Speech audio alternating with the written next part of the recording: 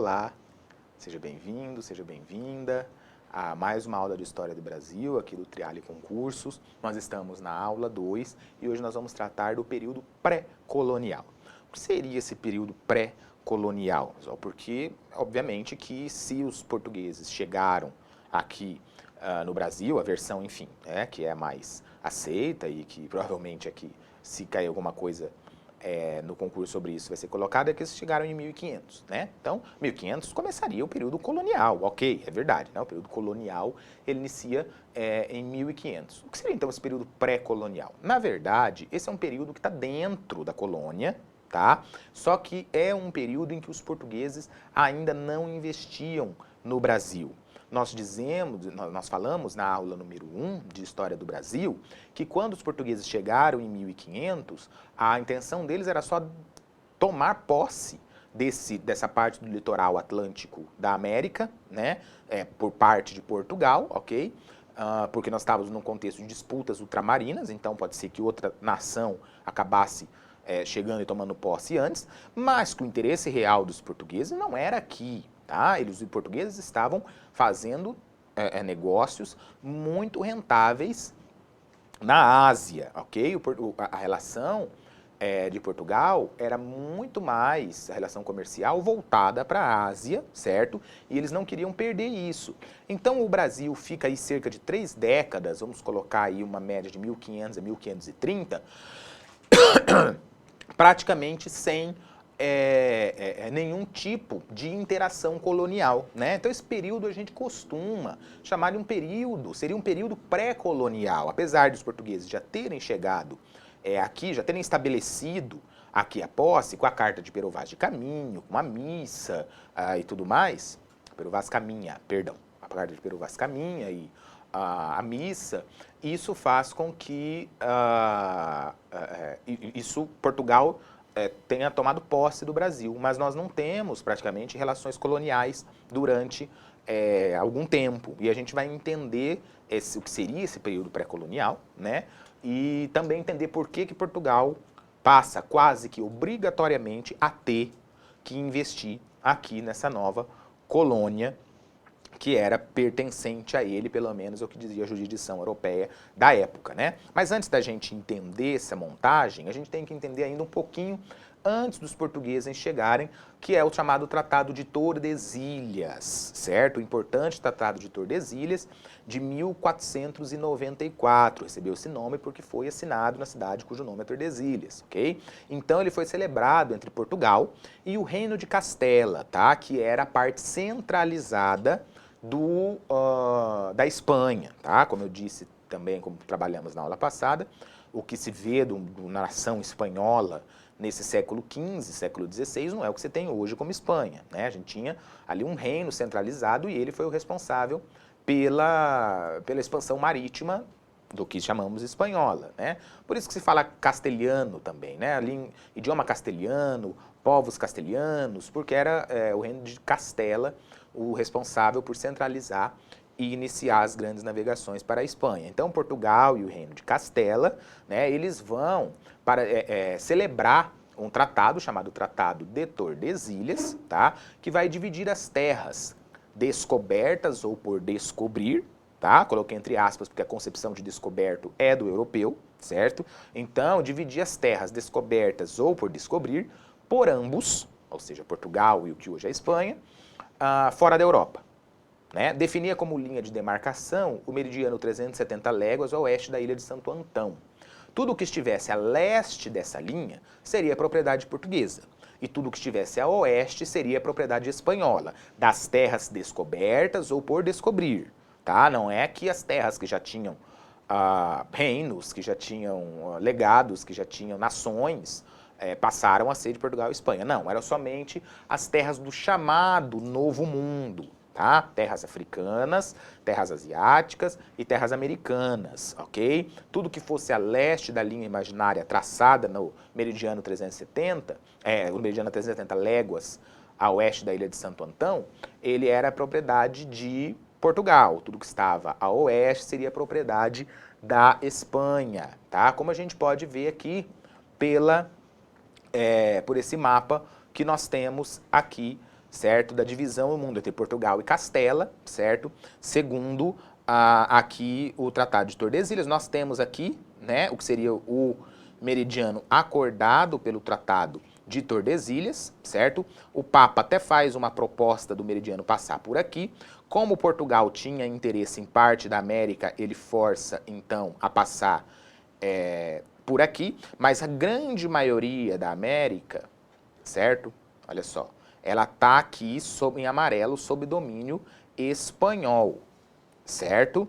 Já para cá do meridiano de Tordesilhas, né, ele está, então, a posse de Portugal, ok? Tudo que estava a leste do Tratado de Tordesilhas, tá, era posse de Portugal. Tudo que estava a oeste, posse da Espanha. Isso faz com que a Espanha fique com praticamente toda a América e Portugal ficasse com praticamente toda a África, tá? Por isso a gente quase não tem colônia espanhola na África. E só tem praticamente colônia espanhola aqui na América, ok? Porque a África e aqui esse ponto, né, que litoral brasileiro, certo, ficam sob domínio português, ok? Algumas terras também aqui da Ásia, da Oceania, mas aqui na Ásia isso não funciona. Se na América funcionou mais ou menos esse Tratado de Tordesilhas, na África também, aqui na Ásia funcionou pouco, tá? Ingleses pegaram terras e tudo mais, certo? Mas então é pra gente ter aí uma noção, ok, mais espacial do que seria o Tratado de Tordesilhas, ok? Esse Tratado de Tordesilhas foi contestado por nações europeias, que possuíam planos de expansão colonial, como França, Inglaterra e Holanda, tá?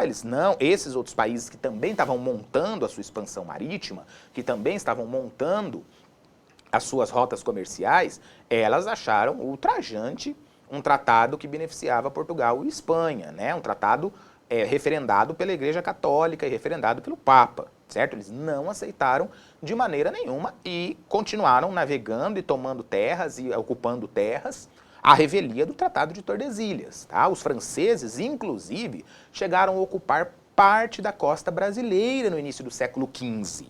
Okay? Nós tivemos franceses ocupando parte do litoral brasileiro e esse foi um dos principais motivos que obrigou os portugueses a passarem a ocupar essa região do Brasil que tinha sido acordada como deles no Tratado de Tordesilhas, certo? A iminência da invasão francesa, que chegou a se efetivar em um certo momento, ou invasão inglesa, invasão holandesa, a Inglaterra já estava interessada em ilhas do Caribe e tudo mais, isso fez com que Portugal desse seus pulos e tivesse que ocupar com alguma coisa, com alguma atividade, esta região, porque não eles corriam o risco de perdê-la para os franceses ou para outra nação ultramarina, tá? Porque o Tratado de Tordesilhas, ele foi contestado. Então aí, que atividade nós podemos fazer com que ocupe e movimente essa nova colônia que nós temos na América do Sul? Né? Uma atividade extrativista, certo? Que não demande despesas, né? Que não demande grande número de trabalhadores e que, mais do que dar um lucro, porque não iria dar muito lucro, fixava atividades portuguesas na região. E aí viu-se a madeira pau-brasil, uma madeira muito abundante na Mata Atlântica, que era, né, porque agora está em extinção, como a própria Mata Atlântica, mas era na época muito abundante na mata litoral brasileira, né, e o pau-brasil foi então o primeiro produto a ser explorado pelos portugueses na América. Tá? O interesse na madeira levou a coroa a conceder a comerciantes portugueses, como forma de ir colocando portugueses ali nesse espaço. Então a coroa concedeu a comerciantes portugueses o direito de explorar o produto, como foi o caso do mercador Fernão de Noronha, certo? Que explorou na ilha que hoje chama-se Fernando de Noronha, ok? Então ele foi um dos primeiros portugueses, mercadores, a explorar a madeira, o pau-brasil, e levar essa madeira para Portugal, né? O pau-brasil ele servia para a produção de móveis e o seu interior, que era vermelho como brasa, por isso o nome pau-brasil, que vai dar o nome depois da colônia, também era utilizada para tingir tecidos, tá? Não dava grandes lucros, obviamente que não era nem 1% do que Portugal estava ganhando com comércio no Oriente ou já encontrando algumas riquezas na África, né? Mas isso mantinha uma atividade colonial e isso fazia com que as terras tivessem que ser defendidas de outros países que quisessem tomá-la, né? Depois aí da ameaça francesa, que foi bem grande no litoral. No início, a relação entre portugueses e indígenas era baseada no escambo, ok? Portugueses ofereciam produtos em troca do trabalho de extração. Então, isso fazia com que Portugal não precisasse mobilizar trabalhadores portugueses para essa extração.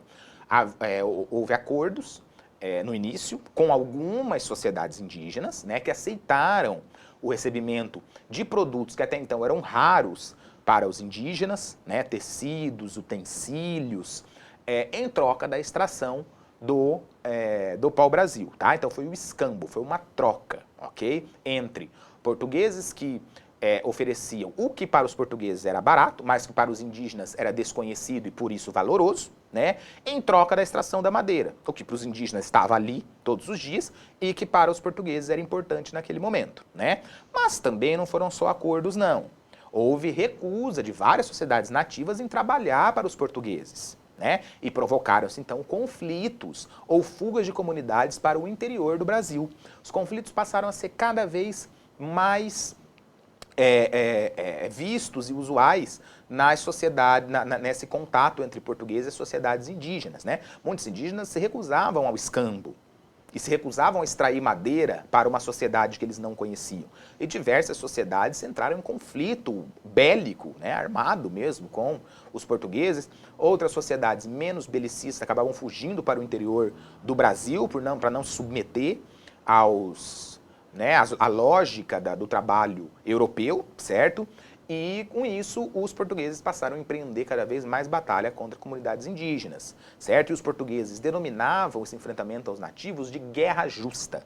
Esse era o nome que os portugueses chamavam, porque conforme a visão portuguesa, eles tinham direito à terra, né, porque aquilo foi acordado no Tratado de Tordesilhas e aceito pela Igreja Católica, né, pelos representantes de Deus, e eles estavam lutando pelo que eles chamavam de sociedades menos desenvolvidas, esse era o termo que o europeu utilizava, né, porque afinal de contas os indígenas tinham uma lógica diferente, que era visto pelos europeus como menos desenvolvida, né, e também a questão de que os indígenas não eram católicos, não eram cristãos. Então, eram sociedades menores e que poderiam ser subjugadas. Por isso, então, o termo guerra justa, para se utilizar dessas relações mais tensas que aconteceram no início, né, da ocupação portuguesa aqui no Brasil colonial, certo?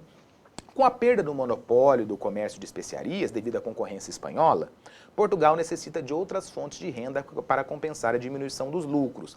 Lembra que nós vimos na aula 1 que navegadores portugueses, como Vasco da Gama, conseguiram um novo caminho e passaram a ter um pioneirismo enorme. Mas o Portugal nunca teve a ilusão de que ele seria exclusivo para sempre nesses caminhos, né? E a Espanha passa também a ocupar essas rotas, a ocupar esses caminhos, fazendo uma frente de concorrência comercial grande a Portugal. Portugal perde o monopólio de comércio de especiarias com o Oriente, porque a Espanha passa cada vez mais a comercializar estes produtos, essas especiarias, no Oriente para o Ocidente, né? Isso faz, então, com que Portugal tenha que compensar essa perda de parte do seu comércio com o Oriente com outras fontes de renda, porque houve diminuição dos lucros, né? Por isso, em meados do século XVI, ele começa a incrementar a colonização do Brasil, não tem outra forma.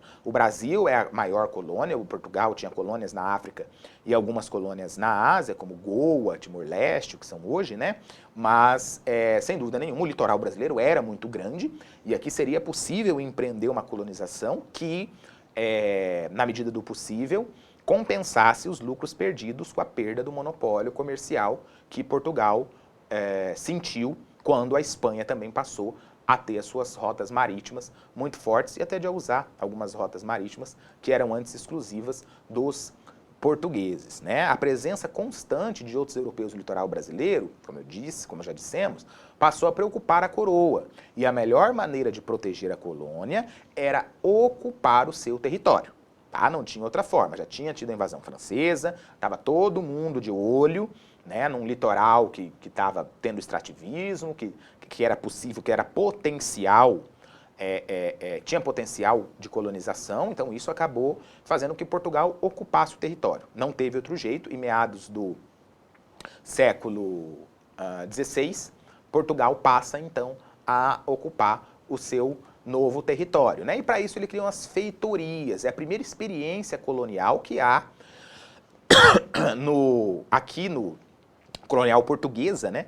Que há aqui no continente americano, que eram as feitorias. As feitorias eram entrepostos comerciais, onde os mercadores realizavam trocas de produtos. Tá? As feitorias elas foram mais famosas e foram muito maiores na África. Tá? Nas feitorias lusas na África, os portugueses vendiam armas de fogo, tecidos, utensílios de ferro, aguardente e tabaco em troca de escravos. Tá? Era o começo da implementação da escravidão africana. Certo? Então as feitorias africanas elas foram muito importantes. Elas estabeleceram comércio, elas intensificaram relações comerciais, econômicas até então inexistentes e elas puderam propiciar o início do tráfico de pessoas escravizadas, certo? Na África. Portugal utilizou o mesmo modelo de feitorias no Brasil, ok? Mas de uma maneira não tão poderosa, de uma maneira não tão importante. As feitorias brasileiras tinham como característica a fiscalização, tá? E a expedição de licenças para carregamentos marítimos que entravam e saíam da colônia, ok? Então houve uma fiscalização da navegação, até para evitar invasões, certo? E dos produtos, do pau-brasil que saía, fiscalizava o quanto ia, se não estava tendo desvio e tudo mais, né? Os produtos que entravam para fazer o escambo também eram fiscalizados e tudo mais. Então essas feitorias, elas foram a primeira experiência colonial portuguesa, né, que nós tivemos aí na colônia brasileira. Elas duraram pouco tempo, tá? A gente vai ver nas próximas aulas que elas duraram aí pouco tempo, certo? Já o litoral nordestino, quente, com solo de massapê, era ideal para o plantio da cana-de-açúcar, tá? Que foi outro, nós vamos falar bastante nas próximas aulas sobre isso, mas foi o primeiro produto que Portugal viu que poderia comercializar, já que não encontrou ouro e prata nesse litoral brasileiro, né? A cana-de-açúcar seria um produto bom para comercializar. Cana-de-açúcar precisa de tempo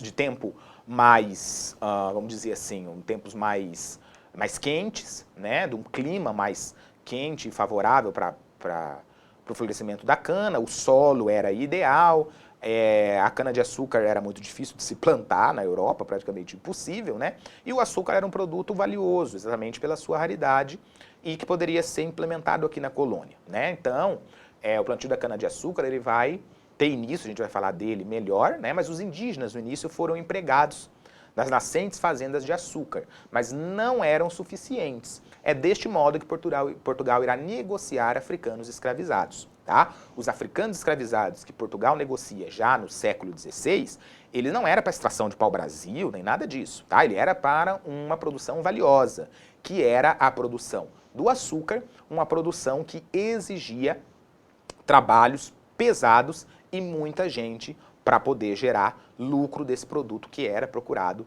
na Europa, ok? Mas essa questão do açúcar e de outras formas coloniais aí que os portugueses implementaram no Brasil, a gente vai ver nas próximas aulas, ok? Muito obrigado pela atenção, um bom estudo.